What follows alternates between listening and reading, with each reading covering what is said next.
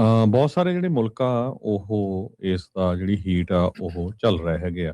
ਫਿਲੀਪਾਈਨਸ ਦੇ president ਫਰਡੀਨੰਦ ਮਾਰਕੋਸ junior ਨੇ ਕਿਹਾ ਵੀ ਨੈਸ਼ਨਲ ਐਮਰਜੈਂਸੀ ਅਸੀਂ ਡਿਕਲੇਅਰ ਕੀਤੀ ਹੈਗੀ ਆ, ਕਿਉਂਕਿ ਗੈਸ ਬਹੁਤ ਘੱਟ ਮਿਲ ਰਹੀ ਹੈਗੀ ਆ। ਪਾਕਿਸਤਾਨ ਨੇ ਜੋ ਪ੍ਰਾਈਮ ਮਿਨਿਸਟਰ ਆ ਸ਼ਾਹਬਾਜ਼ ਸ਼ਰੀਫ, ਉਹਨਾਂ ਨੇ ਅਨਾਉਂਸ ਕੀਤਾ ਆ ਵੀ ਅਸੀਂ ਬਹੁਤ ਸਖਤ ਜਿਹੜੇ ਮੈਜਰਸ ਆ ਉਹ ਲੈ ਰਹੇ ਹੈਗੇ ਆ, ਜਿਹਦੇ ਵਿੱਚ ਸਕੂਲ ਬੰਦ ਹੋਣਗੇ।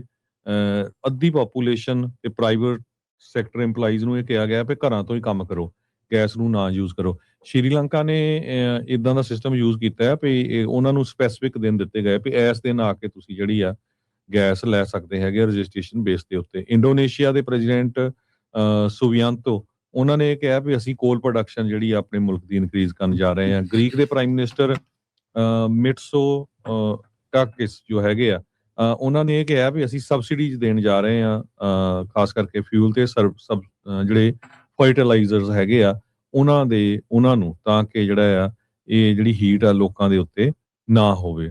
ਇਰਾਨ ਦੇ ਸੋਰਸਸ ਗੱਲਬਾਤ ਕਰ ਰਹੇ ਹੈਗੇ ਆ, ਇਹ ਹਜੇ ਡਿਟੇਲ ਕੋਈ ਨਹੀਂ ਆਈ ਹੈਗੀ। ਉਧਰ ਧੜਾ ਧੜ ਇਰਾਨ ਵਾਲੇ ਸੌਰੀ ਇਜ਼ਰਾਈਲ ਵਾਲੇ ਲੈਬਨਾਨ ਦੇ ਉੱਤੇ ਜਿਹੜੀਆਂ ਆ ਆਪਣੀਆਂ ਮਿਜ਼ਾਈਲਸ ਆ ਉਹ ਸਿੱਟ ਰਹੇ ਹੈਗੇ। ਉੱਥੇ 2 ਲੋਕਾਂ ਦੀ 4 ਫੱਟੜ ਹੋਏ ਆ ਤੇ 2 ਜਣਿਆਂ ਦੀ ਮੌਤ ਵੀ ਹੋਈ ਹੈਗੀ ਆ। ਬਿਜ਼ਨਸ ਜਿਹੜੇ ਯੂਰਪ ਦੇ ਵਿੱਚ UK ਦੇ ਵਿੱਚ ਕਾਫੀ ਹਿੱਟ ਹੋ ਰਹੇ ਆ, ਲੋਕ ਘੱਟ ਸਮਾਨ ਖਰੀਦ ਰਹੇ ਹੈਗੇ ਆ। ਸੋ ਸਿਚੁਏਸ਼ਨ ਕਾਫੀ ਮਿਡਲ ਈਸਟ ਦੇ ਵਿੱਚ ਬੈਡ ਬਣੀ ਹੋਈ ਹੈਗੀ ਆ। ਲੈਬਨਾਨ ਨੇ ਇਰਾਨ ਦਾ ਐਂਬੈਸਡਰ ਉੱਥੋਂ ਆਪਣੇ ਮੁਲਕ ਚੋਂ ਕੱਢ ਦਿੱਤਾ ਹੈ, ਕਹਿੰਦੇ ਵੀ ਉਹਨਾਂ ਨੇ ਡਿਪਲੋਮੈਟਿਕ ਨਾਰਮਸ ਨੂੰ ਵਾਇਲੇਟ ਕੀਤਾ ਹੈਗਾ। ਇਰਾਨ ਵਾਲਿਆਂ ਨੇ IRGC ਕਮਾਂਡਰ ਨੂੰ ਅਪਾਇੰਟ ਕੀਤਾ ਹੈਗਾ, ਜੋ ਕਿ ਲੀਡ ਕਰੂਗਾ। ਸੋ ਈਵਨ ਦੋ ਕਹਿੰਦੇ ਵੀ ਜੰਗ ਖਤਮ ਵੀ ਹੋ ਜਾਏ ਤੇ ਗੈਸ ਪ੍ਰਾਈਸਸ ਇੱਕਦਮ ਥੱਲੇ ਨਹੀਂ ਆਣਗੀਆਂ।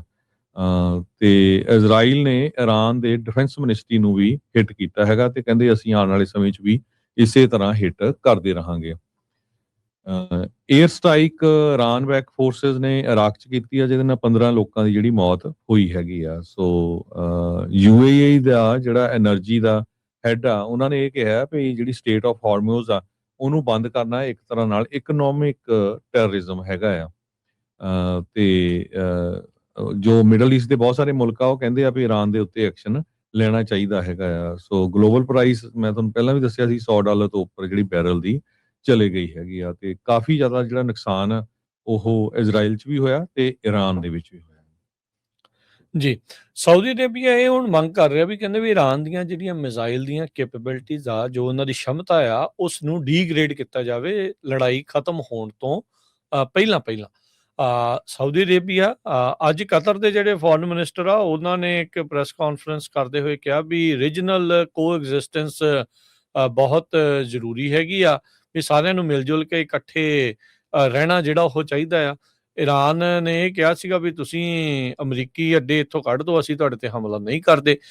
ਹੁਣ ਸਾਊਦੀ ਅਰੇਬੀਆ ਨੇ ਜਿਹੜਾ ਇਸ ਚੀਜ਼ ਨੂੰ ਭਾਂਪ ਲਿਆ ਆ ਵੀ ਇਰਾਨ ਵਾਲੇ ਤਾਂ ਕਦੋਂ ਵੀ ਸਾਡੇ ਜਿਹੜੇ ਥਾਵਾਂ ਦੇ ਉੱਤੇ ਹਮਲਾ ਕਰ ਸਕਦੇ ਆ। ਆਪਾਂ ਦੇਖਿਆ ਹੀ ਆ ਵੀ ਸਾਊਦੀ ਅਰੇਬੀਆ ਚੱਲਦਾ ਤਾਂ ਹਰਜੋਤ ਸਿੰਘ ਜੀ ਟੂਰਿਜ਼ਮ ਤੇ ਇਸ ਚੀਜ਼ ਦੇ ਨਾਂ ਦੇ ਉੱਤੇ ਆ ਵੀ ਬਹੁਤ ਸੁਰੱਖਿਅਤ ਆ, ਬਹੁਤ ਇੱਥੇ ਸੇਫਟੀ ਆ, ਪਰ ਇਰਾਨ ਦੇ ਜਿਹੜੇ ਡਰੋਨ ਤੇ ਜਿਹੜੀਆਂ ਕਹਿ ਸਕਦੇ ਹਾਂ ਵੀ ਇਦਾਂ ਦੀਆਂ ਮਿਜ਼ਾਈਲ ਦੀਆਂ ਕੈਪੇਬਿਲਿਟੀ ਇਹਨਾਂ ਤੱਕ ਭੇਜਣ ਤੱਕ ਉਹਨਾਂ ਕੋਲ ਕਾਮਯਾਬੀ ਜਿਹੜੀ ਉਹ ਜ਼ਰੂਰ ਹੈਗੀ ਆ। ਸੋ ਇਹ ਜਿਹੜੀ ਸਿਚੁਏਸ਼ਨ ਜਿਹੜੀ ਹਰਜੋਤ ਸਿੰਘ ਜੀ ਨਾਲ ਦੇ ਨਾਲ ਚੱਲ ਰਹੀ ਹੈਗੀ ਆ। ਉਧਰ ਫਰਾਂਸ ਦੇ ਜਿਹੜੇ ਫੋਰਨ ਮਿਨਿਸਟਰ ਆ, ਉਹਨਾਂ ਨੇ ਇਹ ਕਿਹਾ ਆ ਵੀ ਇਜ਼ਰਾਈਲ ਨੂੰ ਵੀ ਕਹਿੰਦੇ ਵੀ ਸਾਊਥ ਲੈਬਨਾਨ ਦੇ ਵਿੱਚ ਤੁਸੀਂ ਗਰਾਊਂਡ ਆਪਰੇਸ਼ਨ ਨਾ ਚਾਲੂ ਕਰੋ, not to launch ground operation in South Lebanon। Foreign minister Jean Barrot ਉਹਨਾਂ ਨੇ ਕਿਹਾ ਵੀ ਫਰਾਂਸ ਬਾਰ-ਬਾਰ ਇਜ਼ਰਾਈਲ ਨੂੰ ਜਿਹੜਾ ਉਹ ਕਹਿ ਰਿਹਾ ਆ ਵੀ ਗਰਾਊਂਡ ਦੇ ਉੱਤੇ ਬੂਟਸ ਜਿਹੜੇ ਆ ਫੌਜੀ ਉਹ ਤੁਸੀਂ ਨਾ ਜਿਹੜੇ ਉਹ ਲਾਓ। ਲਿਟਾਨੀ ਰਿਵਰ ਦਾ ਇਲਾਕੇ ਤੱਕ ਜਿੱਦਾਂ ਤੁਸੀਂ ਪਹਿਲਾਂ ਦੱਸਿਆ ਵੀ ਪੁਲ ਸਾਰੇ ਜਿਹੜੇ ਉਹਨਾਂ ਨੇ ਉਡਾ ਦਿੱਤੇ ਹੈਗੇ ਆ, ਵੀ ਇਜ਼ਰਾਈਲ ਦੀ ਆਰਮੀ ਇਹਨਾਂ ਇਲਾਕਿਆਂ ਨੂੰ ਆਪਣੇ ਅਧੀਨ, ਆਪਣੇ ਕੰਟਰੋਲ ਦੇ ਵਿੱਚ ਲੈਣਾ ਜਿਹੜਾ ਉਹ ਚਾਹੁੰਦੀ ਆ।